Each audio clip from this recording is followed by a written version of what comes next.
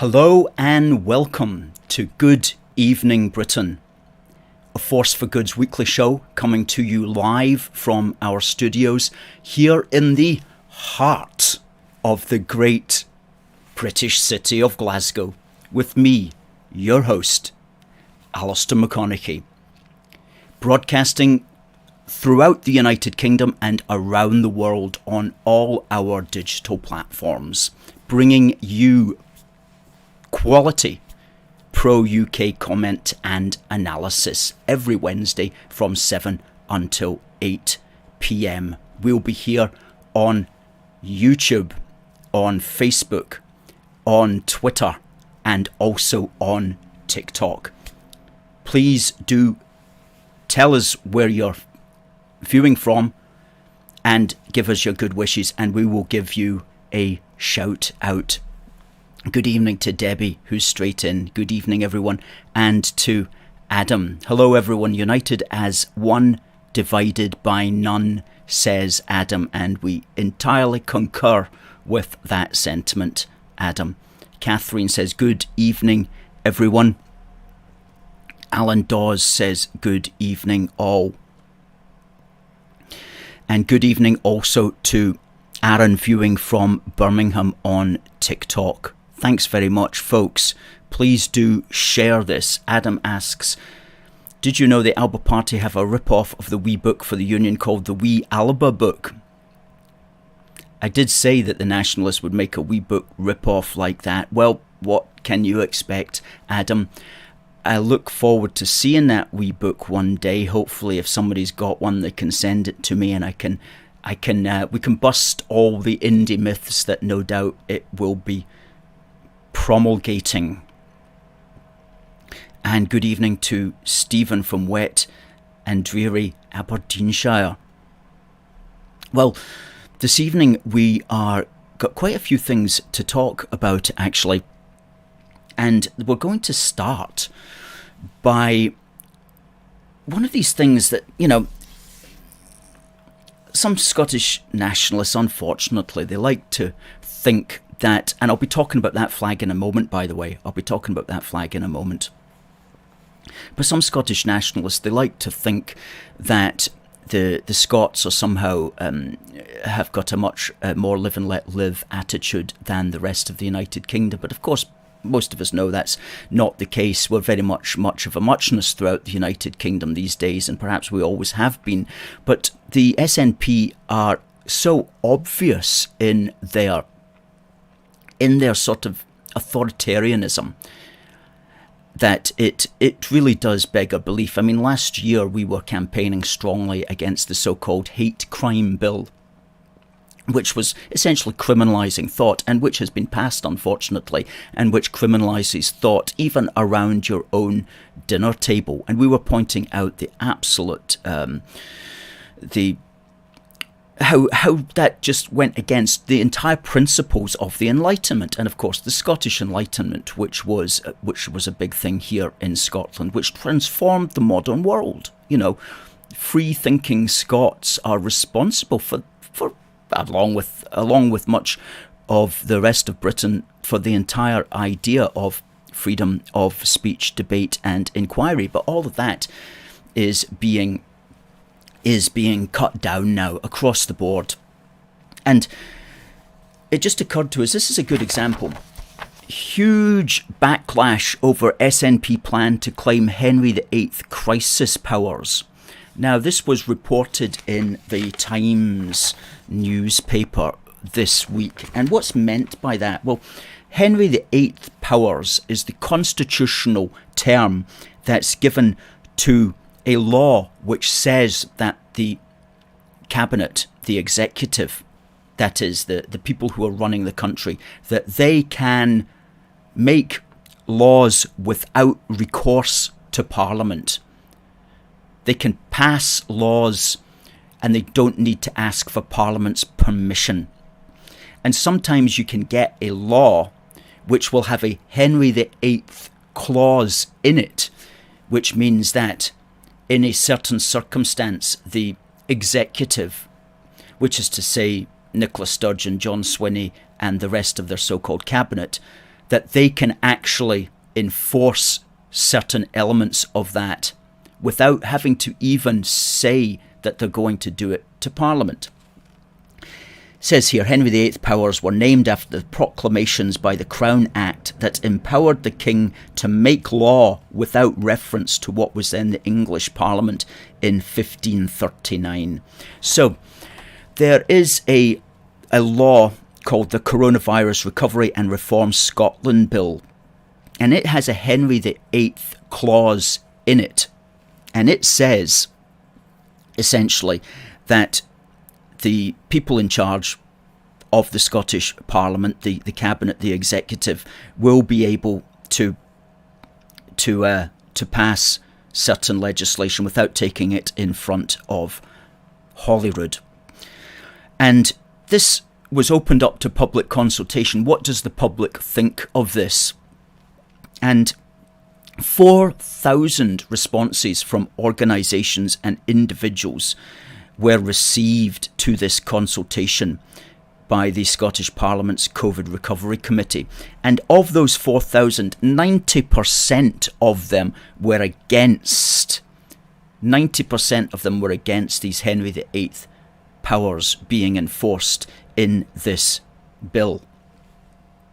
Now, you would imagine if we had a Scottish Parliament that was responsive to the concerns of the people, they would think to themselves, well, we opened it up to 4,000 people and 90% of the people actually got back to us and they don't like it. You would think they would therefore go back to the drawing table and they would come up with it again. But of course, we're talking here about the SNP. We're not talking about King Henry VIII. We're talking about King Henry Swinney, bad King John Henry Swinney, who responds in an offhand manner and dismisses these complaints. And he says that there was only so many of these complaints because, quote, the degree of public concern may have had something to do with the way some members of Parliament characterised the legislation, close quote. Well, yes, it will have everything to do with the way some members of the Parliament characterised the legislation. They were entirely opposed to it because it's bad legislation. So no, that's just his offhand remark. They're going ahead with it, even though 90% of the people disapproved of this element of the Coronavirus Recovery and Reform Scotland Bill. And what it means is, in the future, if there's any kind of emergency, the SNP will simply just be able to go down, the SNP cabinet will simply just be able to close down the schools, close down society, lock everybody down, and they don't even need to take it in front of the Holyrood Parliament for a point of view on the matter. So I just thought I'd put that out there straight away because this is what we're dealing with. Okay, this is what we're dealing with in modern Scotland. And it's particularly prescient just now because we do have, of course, the council elections coming up. And the council elections are on Thursday, the 5th of May. And they're open to basically everybody who's breathing and is 16 years old in Scotland. Okay? So if you're 16 years old by the time the 5th of May rolls around, you will be able to vote. Okay, it doesn't matter, you don't have to even be a British citizen anymore in Scotland after the useless British government devolved the franchise to the Holyrood Parliament, and Holyrood Parliament just goes, yes, human beings can vote, but let's make it 16 for now. So basically everybody can vote at council elections. I'm exaggerating to an extent. If you're in prison for murder, you can't vote. Not yet, anyway. But if you're just simply residing in the country, you can still actually vote, believe it or not. That never used to be the case. But after the useless Westminster government devolved the franchise, then the SNP have just like, who can we get possibly that we can pander to in order to try to get them to vote for us? So that means if you are a genuine British citizen and you're concerned about the Union, it really is your duty to vote on Thursday, the 5th of May. Now, everybody who's registered will have received a polling card through the post. If you've not received a polling card, then you may not be registered. And this may be because, for example, recently you've moved house and you haven't told the authorities, or it may be because you've just turned 16 and you haven't registered yourself to vote, or it may be that you've never voted before and you've never been on the electoral register. Well, I would really, really suggest that you do, and we'll put the link up there, the online link in which you can register to vote. There it is, gov.uk/register-to-vote. Okay, and you need to do that by Monday the 18th of April inclusive. That's if you're not registered to vote. If you are registered to vote and you've received your polling card, then everything's fine. You don't need to do it again. But if you're not registered to vote, please do go to that address, gov.uk/register-to-vote, and you should be able to find your electoral office, and you can do it online, or you can do it old school by turning up with a pencil at the council offices if you want. But that's by far the easiest way. And many people, of course, vote by post these days as well, and postal ballots are going out on the 14th, would you believe? Postal ballots are going out actually before the end date for registration. However, there will be a second delivery of postal ballots for people who register after the 18th of April. Now, on the day, the voting is called single transferable vote, and you get more than one vote. You get presented with your list of candidates and you rank them in order, with number 1 being your first choice. And you can go right down as many as you want, but you do not have to vote for them all. You do not have to vote for them all. So what we strongly suggest is, if you care for the Union, you do not vote for the SNP. You do not vote. You do not put any kind of number beside the Green Party. You do not put any kind of number between any sort of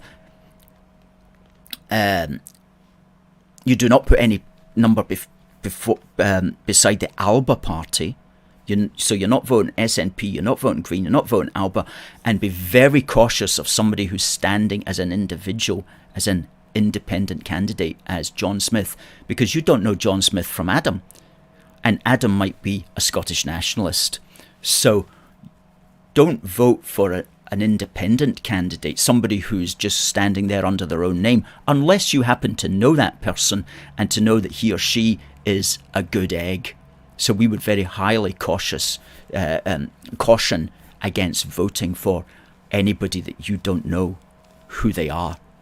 Because very often these people, who, when they do get elected, they vote with the SNP. Now, you get some good unionists who are standing as independent candidates, standing on their own name, but unless you know who they are, you've got to be very cautious about voting for them. So simply put your numbers beside the pro-UK parties, whoever they may be in your area, as long as you don't vote for the SNP, Greens, Alba, or any independent candidate whom you do not know.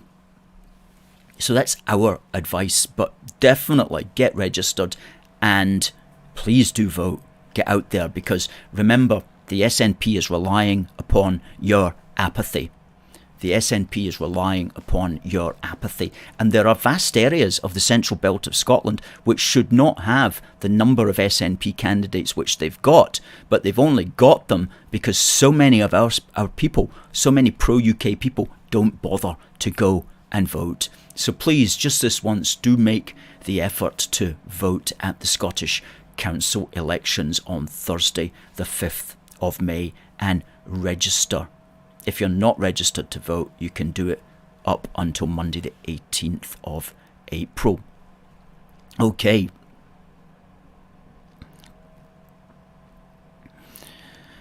Okay. So Here's Frankie says, force for good, always for good. Lita says, good evening from Helsinki. Good to hear from you, Lita. That's wonderful. Thank you for watching. Bill, it's the Scots land, not the Nats land. Well, it's also the folks land, or shall we say the Falklands. Because some of you eagle-eyed viewers will have noticed this flag in the background, which is a unique Union Jack, which has got the Falklands coat of arms emblazoned over it. And down the side of the flag, although you can't actually see the words on the screen, it says British Falkland Islands. And a fantastic viewer sent this into the office, and we're so grateful to the person who sent it in. Thank you very much. It's well worth highlighting at this time, because the 2nd of April, just 4 days ago, was the 40th anniversary of the invasion of the Falklands. The Falklands taking its name from the man who landed on it in it was John Strong. Captain John Strong landed on the Falklands back in 1690 of all years, and he named them after Viscount Falkland, who was the treasurer of the Royal Navy at the time. And Viscount Falkland named himself after Falkland Palace, which is outside the village of Falkland in Fife, and Falkland means folkland. So that's how the Falklands, the British Falklands down in the South Atlantic got their name. And that coat of arms there has a ram standing on a grassy knoll with the waves of the sea around it, and the ship which first spotted what were to become the Falklands, the ship called the Desire, which was captained by John Davis, who spotted the Falklands in 1592, almost 100 years before they were named. And the motto says desire the right. Desire, obviously named after that ship. And what right should be desired? That is the question that's left standing. But it's a pretty good strong phrase, desire the right. So what we're going to do over the next few weeks is we'll always recall to memory that the Falklands War, which lasted between, as I say, the invasion, which was on the 2nd of April, and the end of the conflict, which was on the 14th of June. Lasted for 74 days, and a lot of casualties. 648 Argentinian military personnel were killed, and 255 British, and 3 Falkland Islanders. Very serious war there back in 1982.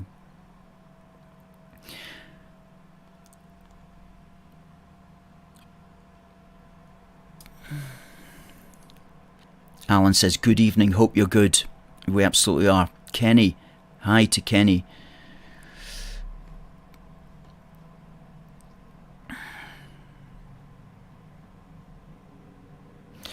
Rita says, there is no free speech now, Alistair. We are now a little dictatorship.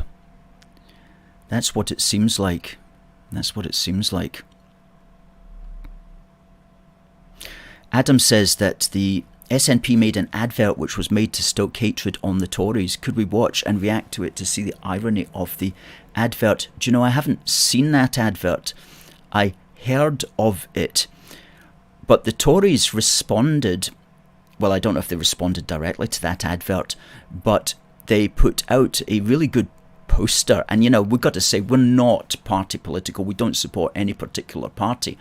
But the Tory party, I think it was yesterday, they put out a really good poster on social media that got a lot of traction a couple of days ago. There it is there. Now, it's based upon the poster for a film called Trainspotting. And I'll just read it to you. It says, it's being ironic, of course. It says, choose chopping up school doors. That's what the SNP got up to. Remember that last month? Choose ferries with painted on windows that don't even float. Choose the Saudi Arabia of renewables. Choose blaming the Tories. Choose Humza. Choose an investment banker pretending to be a, quote, humble crofter. Choose ships built in Eastern Europe. Choose a car park tax. Choose named persons. Choose the hate crime bill. Remember, we were talking about that at the start of the programme. Choose the worst drug deaths in Europe. Choose decriminalising heroin. Choose millions wasted on BiFab, Ferguson Marine and more. Choose state secrecy. Choose division. Choose nationalism. Choose flags. Choose more flags. Well, we've got a soft spot for flags, really, so we'll just avoid those 5 words. Choose a hard border with your neighbours. Choose pensions paid for by taxpayers in a country you want to leave. That's a good one. Choose pensions paid for by taxpayers in a country you want to leave. That's the United Kingdom, of course. Choose a 12 billion deficit on day one. Choose a country stuck endlessly going over the same arguments we had in 2014. Choose another future. Choose life without the SNP. Okay. Choose life without the SNP. Well, we do have that option to choose it. And as we say, we're not asking or telling you to vote for any particular party, but we're telling you parties that please don't vote for. Don't vote for the SNP, the Greens or Alba or any independent candidate that you don't know is a good egg. Yeah, thanks for reminding us of that that advert.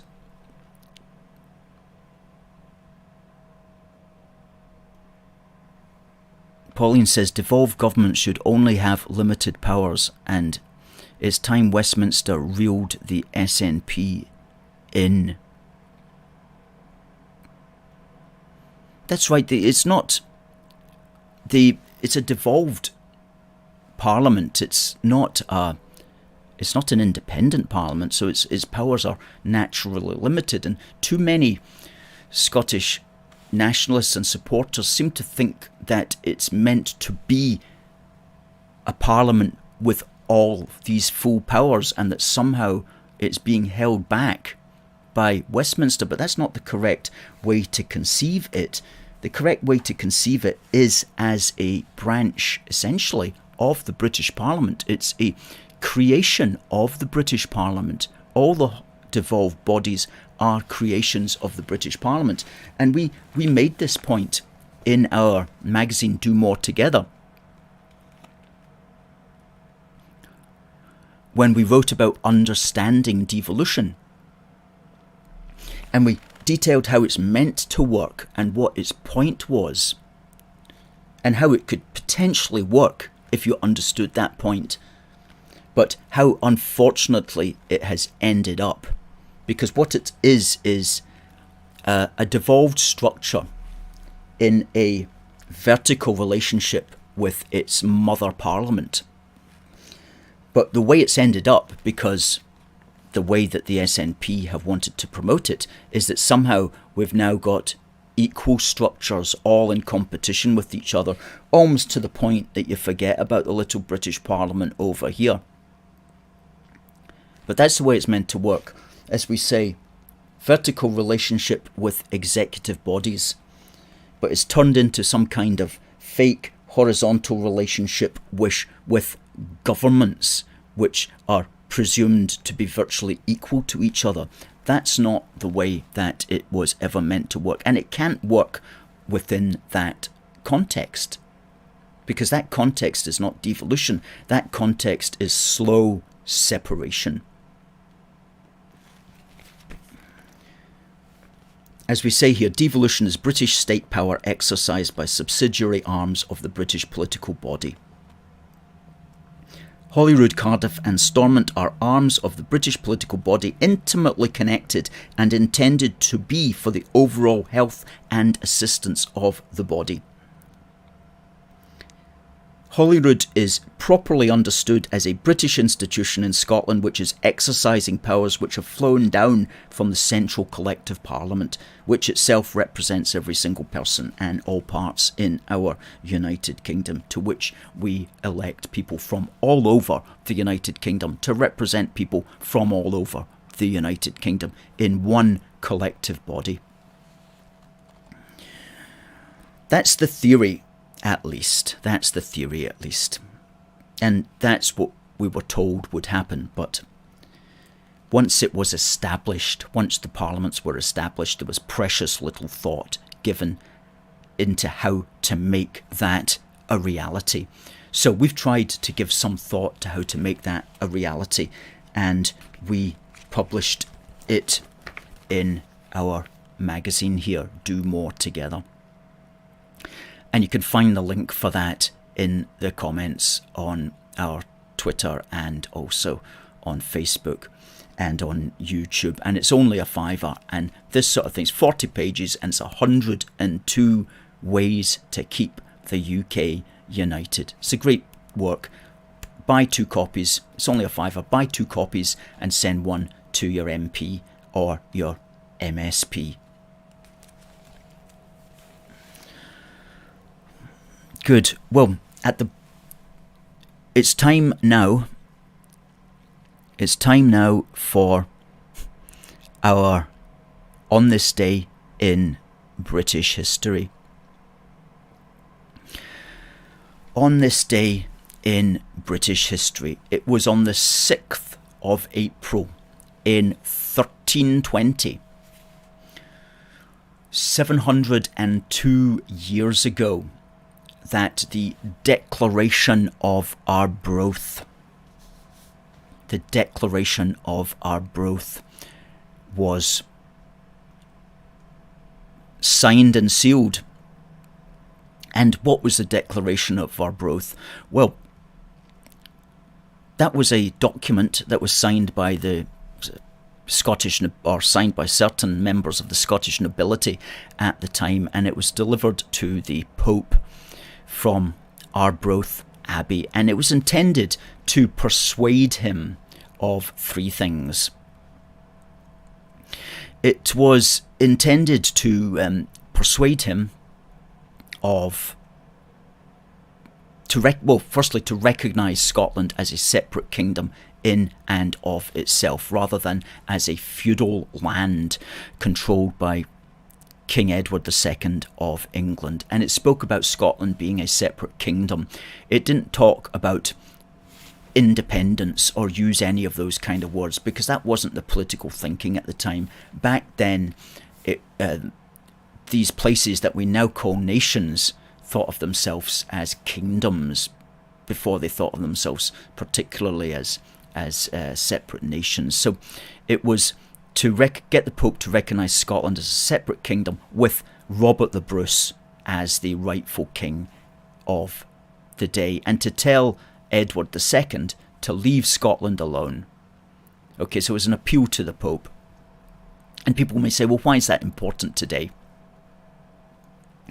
And, well, it's one of the key documents in the British constitutional tradition. And it could be said to have helped introduce what we call today democratic ideas into these islands, in the sense that the monarch was said to rule via the approval of the people. Quite a revolutionary idea. The monarch could only rule with the approval of the people. Now, the Declaration of Arbroath was not the first document in these islands to make that point. The Magna Carta in England had made essentially the same point 105 years earlier in 1215, but still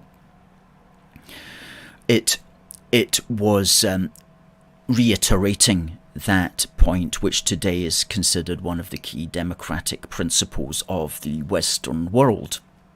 And the Declaration of Arbroath differs from the Magna Carta in that the Declaration of Arbroath is shorter, but it's also edgier. Okay, it's also got more fighting words in it. And to be frank with you, that's the reason why it's gone through time it's gone through time to be known about, essentially, because of the edgy fighting words which it uses, and indeed which the people who wrote it had plagiarized themselves from a Roman historian. And we wrote about this, and I'm talking about the, so long as 100 of us remain alive, we will never submit, etc. That's plagiarized from a Roman historian called Sallust, and we'll put the link up. You can find the link there in the thread. But what are our lessons today from it? Well, thank goodness, the main lesson is that we've moved on. We've moved on. Or at least some of us have moved on. There was a march in Arbroath on Saturday, the 2nd. The All Under One Banner people were there. We weren't there because we're not... we knew it was only going to be a small march, and in any case we're not going to get involved in something like that, which is an important piece of Scottish history anyway. So we weren't there, but we did count them, as we always do. We have our spies in place worldwide who can count the Scottish nationalist marches, and we counted 793 of them, which is a pretty accurate count, I have to say. We used several bits of video footage and compared and contrasted, and there were no more than 793 marchers. We didn't count those on motorbikes. So there was not the 3,000 that they were lying about to the national mass media.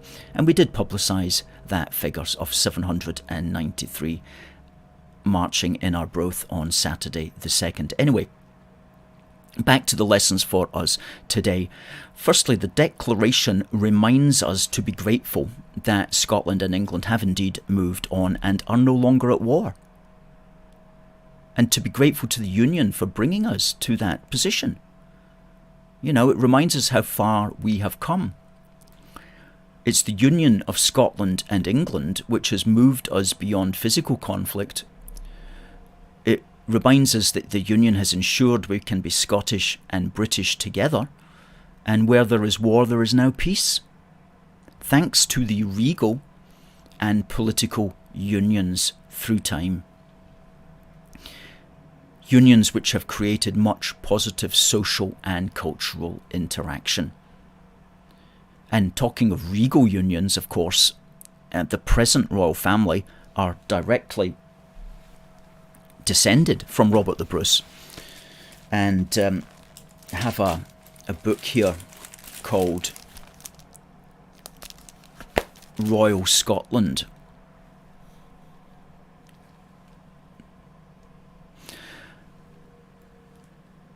And it's got a really good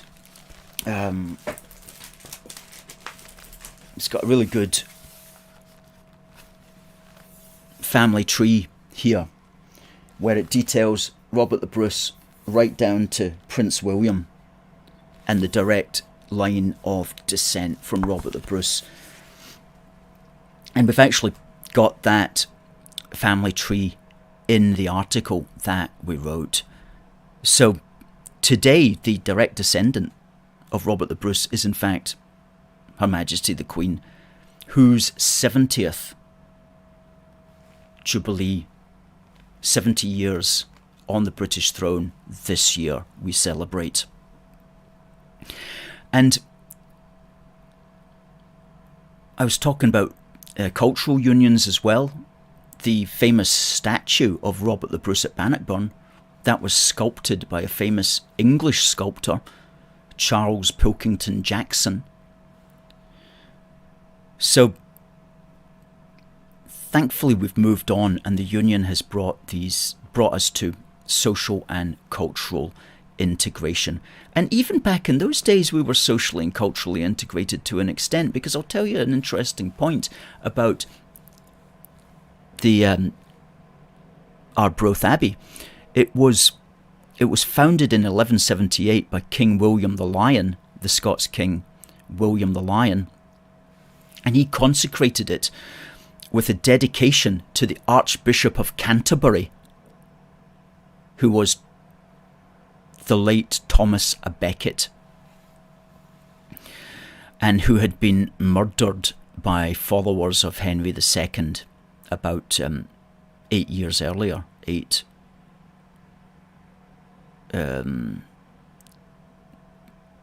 Thomas à Becket was murdered in 1170, and William the Lion consecrated Arbroath Abbey to Thomas à Becket, Archbishop of Canterbury's memory. So there you go. That's an interesting Scottish, English, British thing going on right back then that has stayed with us right through time. Who knew that Arbroath Abbey was dedicated to the Archbishop of Canterbury? I didn't know that. A colleague of mine pointed that out to me a couple of years ago, which I thought was fascinating. So we'll ask you a wee question on that. And the prize is for this wee badge, which celebrates the Platinum Jubilee. It says Platinum Jubilee 1952 to 2022. And it's about the size, just slightly less than the size of a 2p coin. It's got one of those pins at the back. But that will be winging its way to the first person who answers the question, and we'll announce the winner at the top of the hour. And please send your answer to the question into contact@aforceforgood.uk. And the question is, William the Lion dedicated Arbroath Abbey to whom?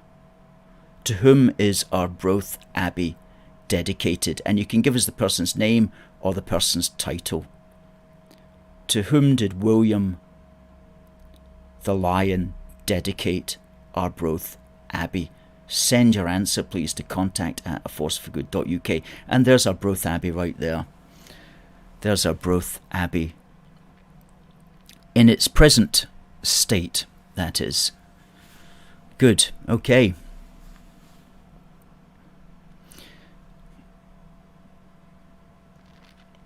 How's comments?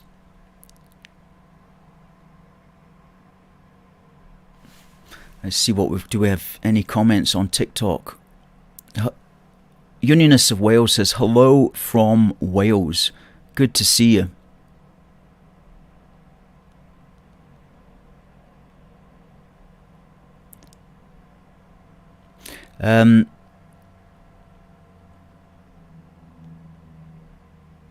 So quite a few comments coming in. Please keep watching on TikTok.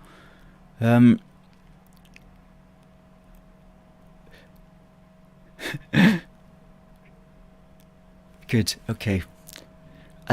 So yeah, Stephen says, Westminster is not denying Scotland a referendum. No political party has introduced legislation in Westminster to hold a referendum. It proves the SNP don't want one.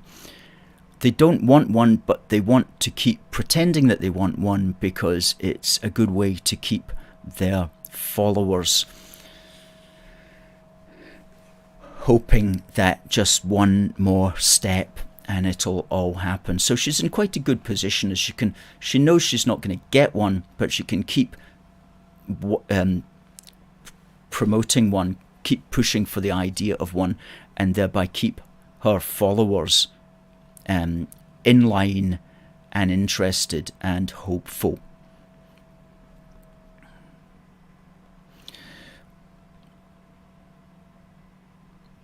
Yeah.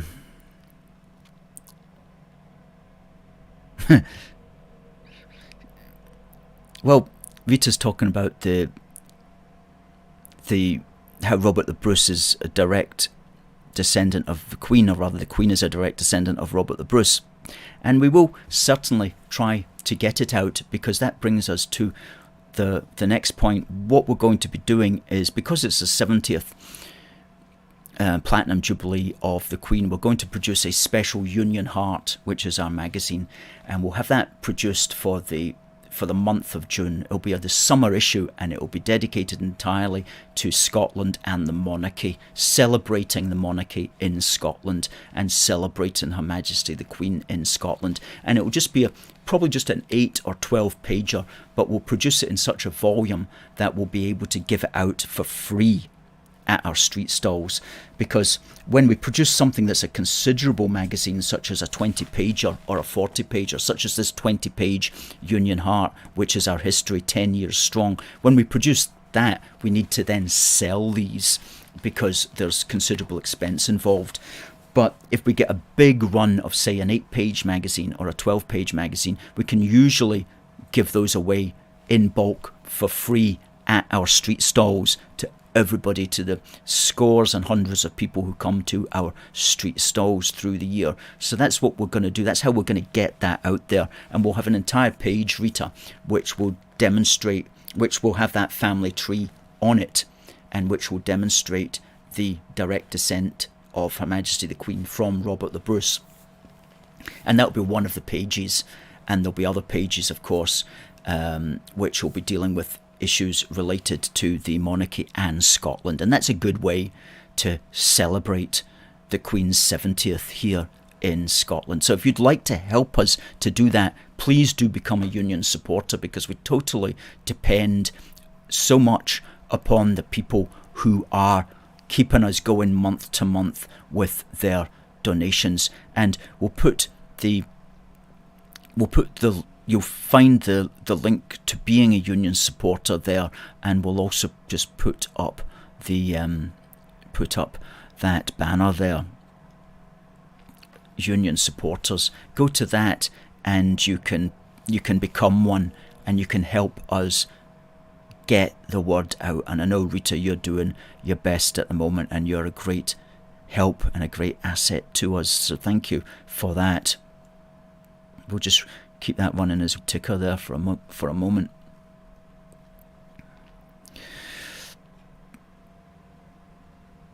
Paul says, good evening from Unionist Scotland. Good evening to you, Paul. Paul McDonald says, donation on its way. Thank you, Paul. That's very kind of you.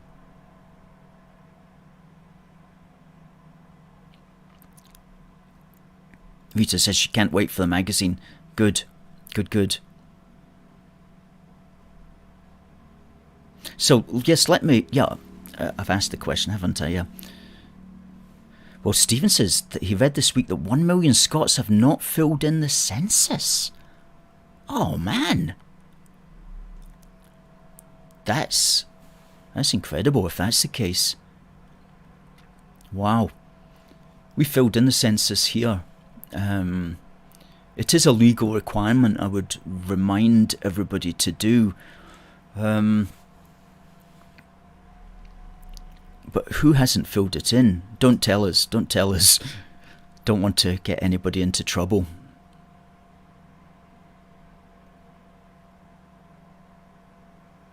Alistair Melvin likes the points that we're raising on the programme tonight. Thank you, Alistair.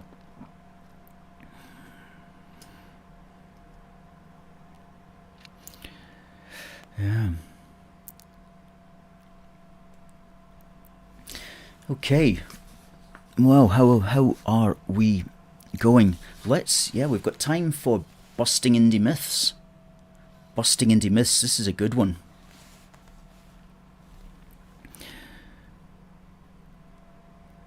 Okay, let's get rid of that ticker. there. Well, in this Busting Indy Myths, and this is Busting Indy Myths Part 11, we're going to look at the idea, and this is actually addressed to people in England. It's the idea that separation will make those whinging Scots go away, and we won't have to listen to all the whinging anymore.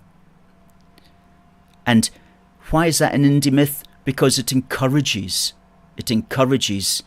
an attitude which promotes separation. And we really have to bust this Indy myth, because separation will not make the Scots go away.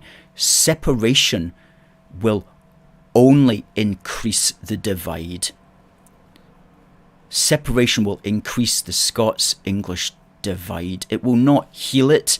It will not make it go away. It will, in fact, make it worse. And how is this going to be? Well, think about it. You know, it was one of my personal heroes, the Duke of Wellington, says politics is always about what's on the other side of the hill. You don't know, but you've got to imagine what's coming around the top of that hill.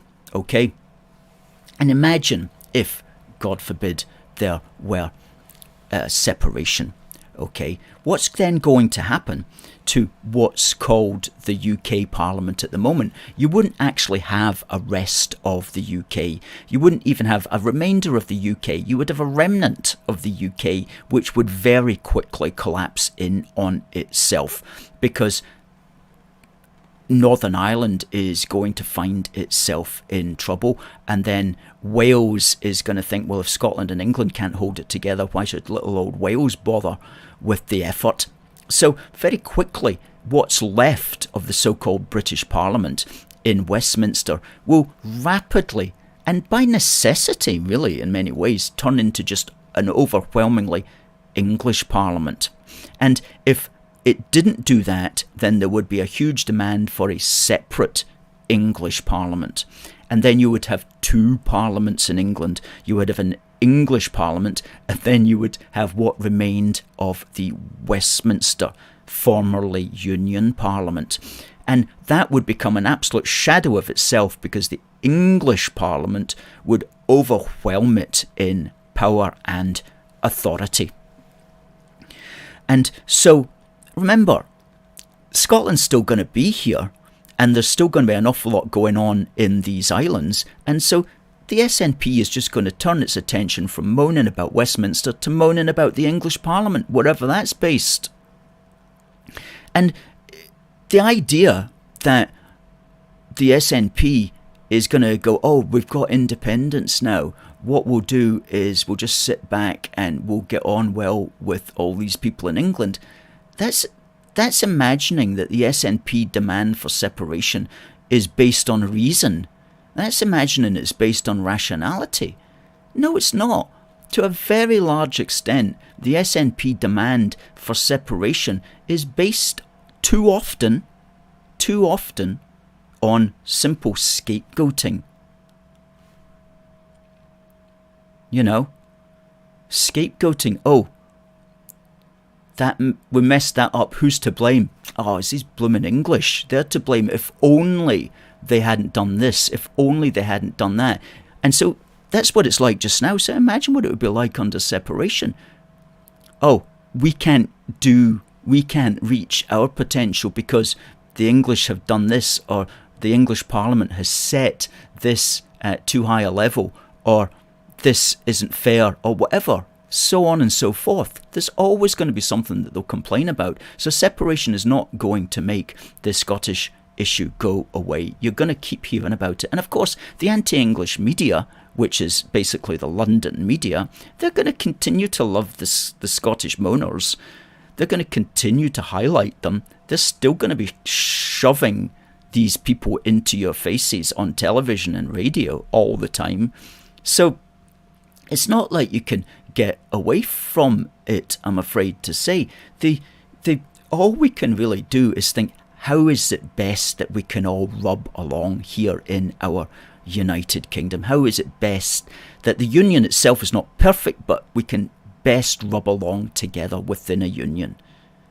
And most of the time, most of us get what we want.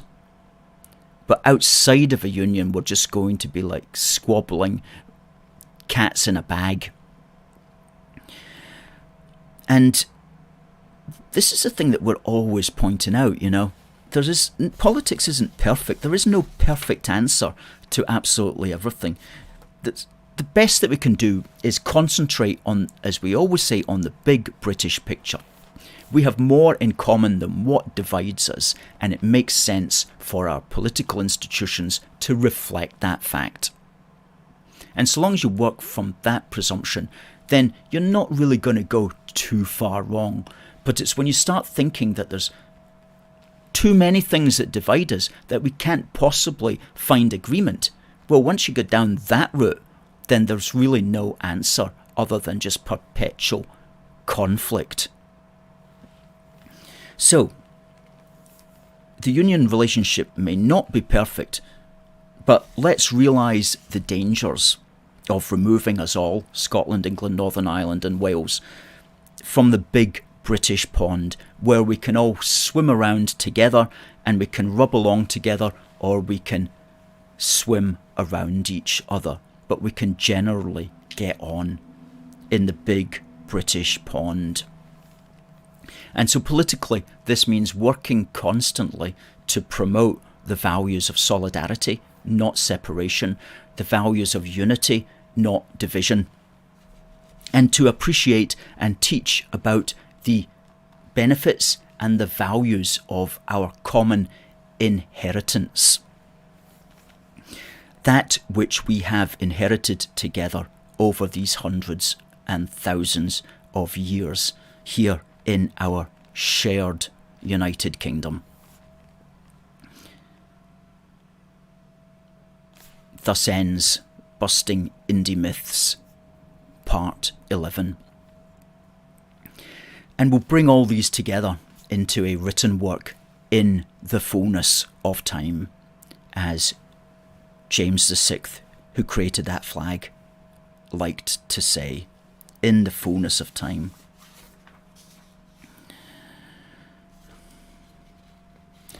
Oh, talking about TikTok this week, right? And thank you to all the people commenting on TikTok. But our TikTok's been flying this week. We put up a 2-minute video on TikTok of me talking about how Britain's got nothing to apologise for as far as the slavery matter goes. That was cut from last week's programme. And within 48 hours, it's got 12,000 views. 12,000 views on TikTok, which is just amazing. And thank you to our TikTok curator who really makes these videos fly. So that's brilliant. And if you are on TikTok, please do give us a follow on that, because we're really flying away on TikTok. Really successful. And talking about TikTok, Scots children are number 1 at TikTok, according to the Times, 1st of April. Scottish children were the UK's top TikTok users, research has found. This is what a bit I didn't understand though. It says, use of the video sharing app in Scotland by 3 to 17-year-olds. 3? What kind of parent is allowing their child to go on TikTok at age 3? If you're doing that, I would strongly advise that you don't, by the way. In fact, a lot of content on TikTok is not appropriate for anybody under the age of 16. And I don't think it's really meant for people much younger than that anyway. But the point there anyway is that lots of young people on TikTok, and we are directly appealing to them in our intelligent and thoughtful and educational and informative and valuable way.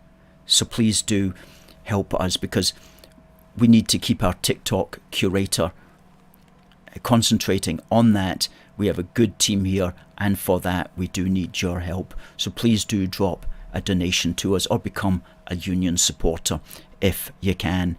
And if you just want to like flash in just a one-off donation, we'll put up the link there. It's UK a force.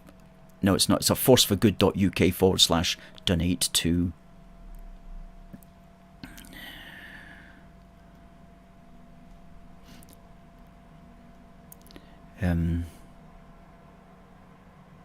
Yeah.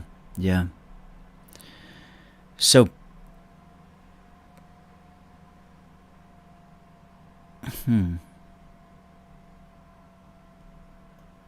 There we are. forceforgood.uk/donate to. That's just for one-off donations. If you like our plans going forward to do a special 70th Platinum Jubilee issue of Union Heart for giving away free at our street stalls over the summer, please do chip in a donation there.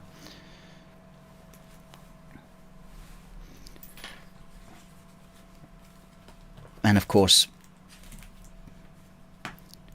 please do consider helping in whatever way you can, such as buying a copy of our wee book for the Union, which is a critical and important read.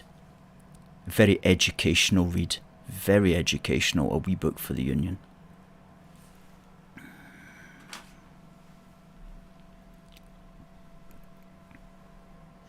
Now, do we have a winner of our competition? Let's see if we have a winner for our competition.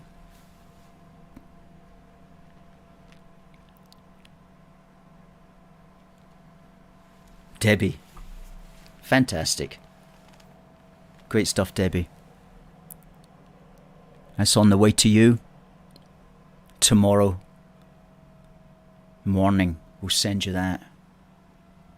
Great stuff. And the answer, of course, was Thomas à Becket, Archbishop of Canterbury. We asked, to whom is Arbroath Abbey dedicated? And it's to Thomas à Becket, Archbishop of Canterbury. Which is an interesting Scots-English bond woven into the walls of Arbroath Abbey. Paul MacDonald says the humble crofter eats 1,000 pancakes for breakfast washed down by 2 buckets of tea. The humble crofter being the nickname of a certain SNP MP who likes to call himself a crofter even though he was somebody who works in the City of London.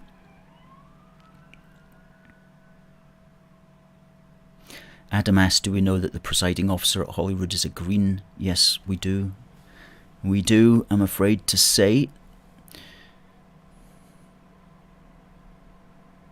Well, that's right. Good point by Michael Bridges. It has been said that if the UK Parliament didn't exist, it would be created as a matter of necessity.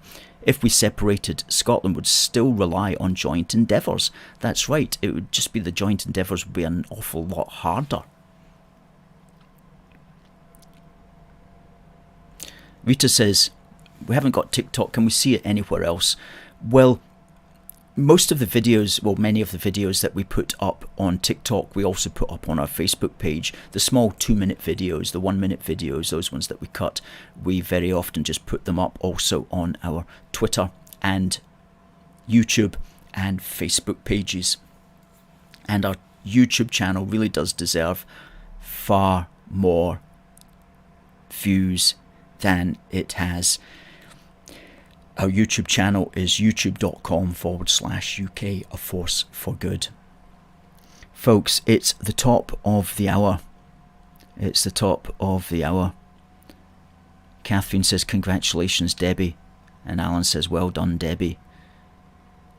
Alistair says, congrats, Debbie. And Michael says, well done.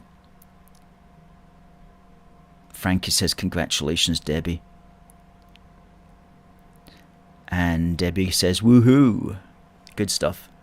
Thanks very much for your engagement, folks. Now, everybody on TikTok, Twitter, YouTube and Facebook. We will be back next Wednesday at 7 o'clock, bringing you quality Pro UK comment and analysis across all these digital platforms. So please do make a date and tune in. And in the meantime, it just remains for me to say, God bless the United Kingdom and God save the Queen. See you next week.